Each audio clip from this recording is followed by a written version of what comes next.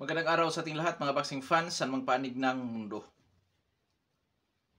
Ang labanan o bakbakan nating tatalakayin ngayon, ito po ay sa pagitan ni Rohan Polanco ng Dominican Republic kontra Luis Hernandez Ramos ng Mexico. Ang kanilang bakbakan po ay magsisilbing undercard o isa sa undercard sa Teofimo Lopez kontra Steve Glagets ngayong Hunyo 29, 2024. Nagaganapin po sa James Knight Center, Miami Beach, Florida, USA. Maghahig po tayo ng sarili nating fight prediction, comparison at analysis dito po sa Polanco at Ramos na bakbakan. Naunsan doon pa po lamang sa ating gagawing comparison, malaki po ang posibilidad na makakakuha kayo ng idea kung sino ang papanigan nyo sa panalo dito po sa naturang bakbakan. Dahil dinalado po na inyong malalaman kung saan niya ba naging llamado, saan niya ba naging dihado itong magkabilang panig. At inanyahan ko rin po kayo na panoorin ang buong video at nasa ganun makapag-desisyon po kayo. Dahil ang huling desisyon ay nasa inyo. Maaaring ang inyong desisyon po ay pabor sa aking ginagawang prediction o pananaw sa laban or maaari po itong taliwas din.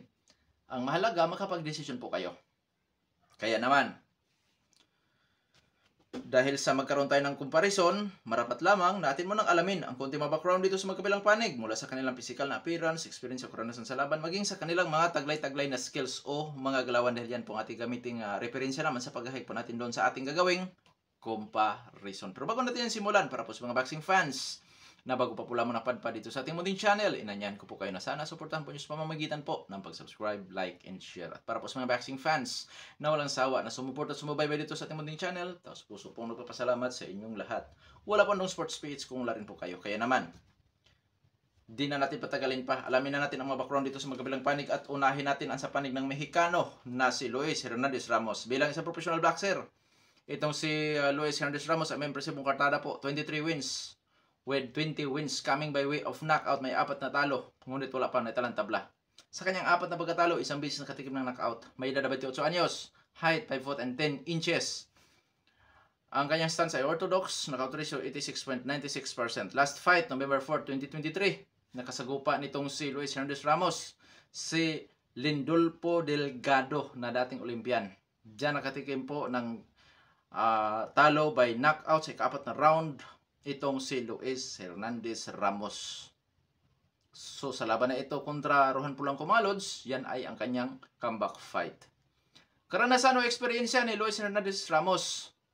Sinuri ko kung ito ba'y dating lumalaban sa amateur o sa Olympic, wala po tayong natagpuan. Kaya naman diretso na tayo sa uri ng kanyang mga nakalaban dito sa pro boxing. At nanguna si Lindolfo Delgado, Victor Gonzalez Rodriguez, Diego Santiago Sanchez.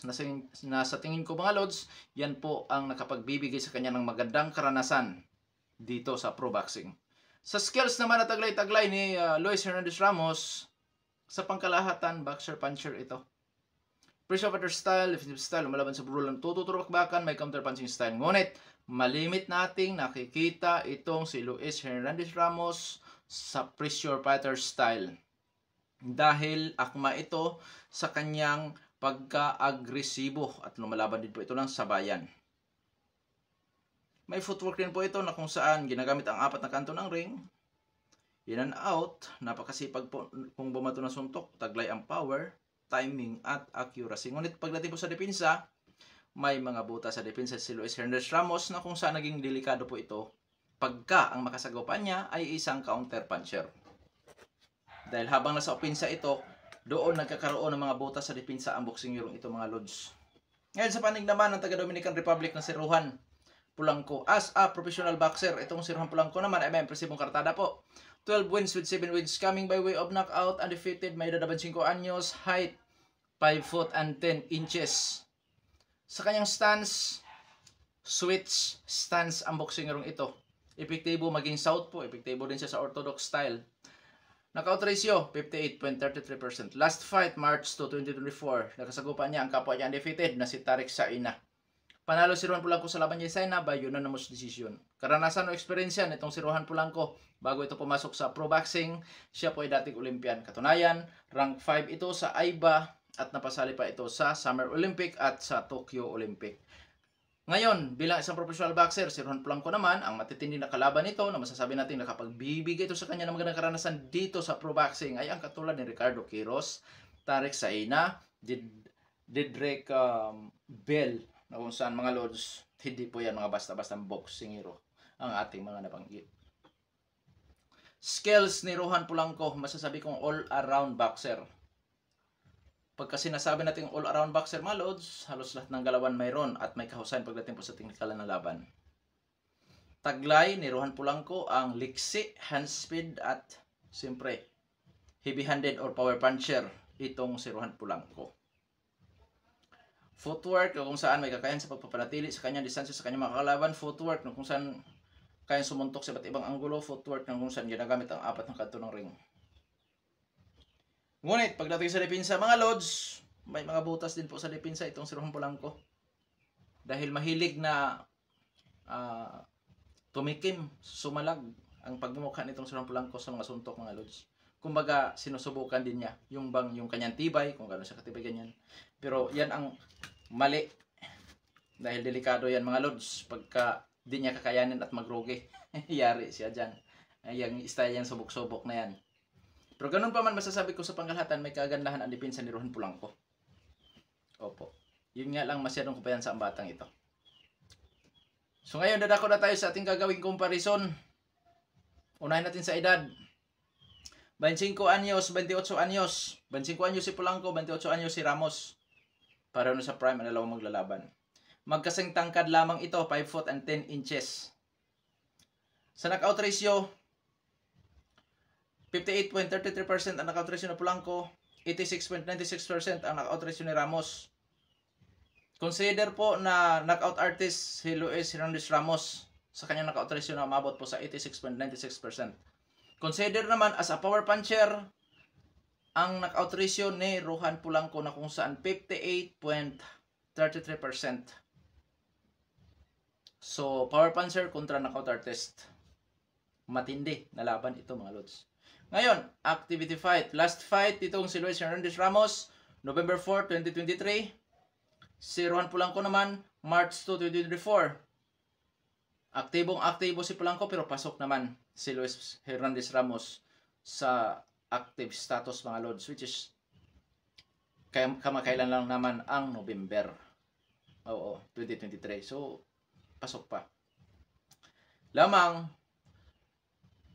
nasa critical situation po si Luis Hernandez Ramos. Bakit? Kagagaling sa pagka-knockout. For the first time niyang naranasan ang knockout mga lods. Although, 4 na ang talo nito. Hindi na bago sa kanya ang matalo. Pero, ang bago dito sa kanya mga lods, yung pagka-knockout dahil for the first time niyang naranasan. Hindi natin alam kung ito ba'y walang inindang phobia or pinsala na kung saan konting sagi lang sa pagmumukha nito, bibigay agad, mga ganyan. So, optional ang disadvantage ni Luis Hernandez Ramos. Kaya kung may phobia ito, malaki ang sansa na ang galaw niya nung una, iba na sa ngayon. Oo.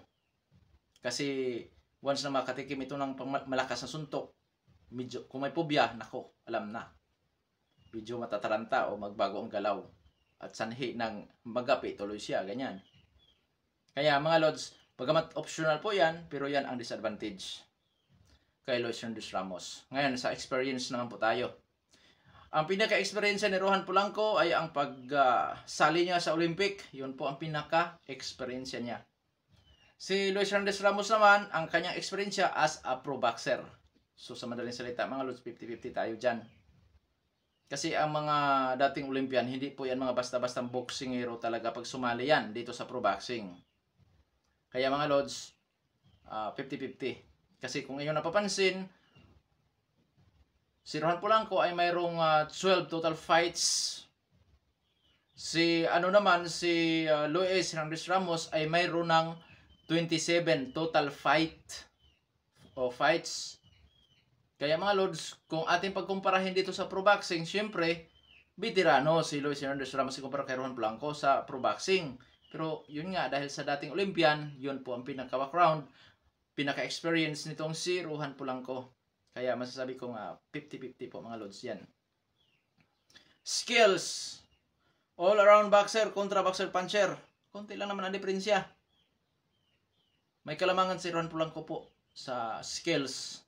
Pero konti lamang po yan. Bakit? Dahil boxer puncher kontra all-around boxer. Ang kahusayan lamang sa all-around boxer, may kagalingan ito pagdating po sa teknikalan. Unlike dito sa boxer puncher mga lods na yung apat naman na galawan na yan, mula sa pressure fighter style, Philip style, umlaban sa brulo, tututulog-bakwakan, counter punching style, yung apat na mga galawan na yan mga lods na belong sa boxer puncher, ang teknikalan kasi na laban mga lods, siyempre puntusan. Mahusay sa puntusan, magaling sa opensa at dipinsa, ganon. Which is mayroon yan si Ron Polanco. Lamang itong si Ron Polanco mga lods, kumpiyansa masyado yan. Oo, may kahusayan sa dipinsa ang bata na yan, pero may ano lang. So, sa madaling salita mga lods, nakadepende pa rin sa kanilang diskarte sa laban.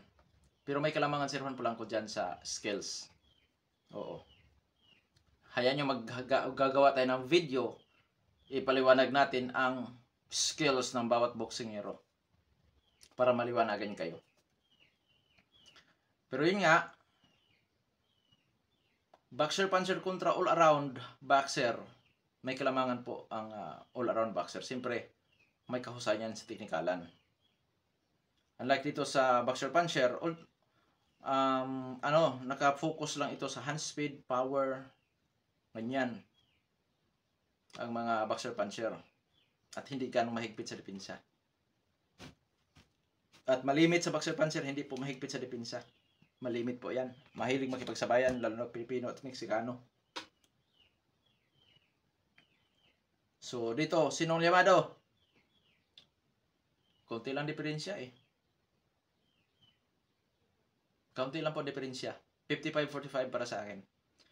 55 para sa panig ng taga-Dominican Republic na si Ron Polanco. 45% naman para sa Mexicano na si Luis Hernandez Ramos. Kasi hindi rin po basta-basta talagang boksingero si Luis Hernandez Ramos mga lods.